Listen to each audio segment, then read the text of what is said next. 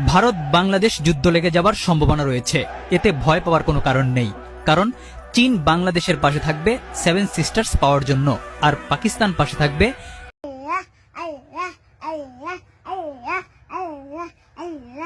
হালকা মাহফিল করছি গনিপুর, বিশ্বাস করেন কিনা জানি না, এমন একটা শুটকির বর্তা দিছে।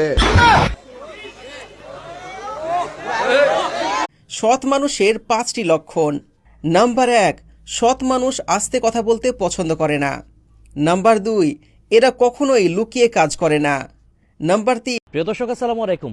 এই 7টি লক্ষণ দেখলেই আপনি বুঝবেন সফলতা বেশি দূরে নয়। 1 নম্বর হচ্ছে একা হয়ে যাবেন। 2 নম্বর হচ্ছে হতাশাগ্রস্ত হবেন।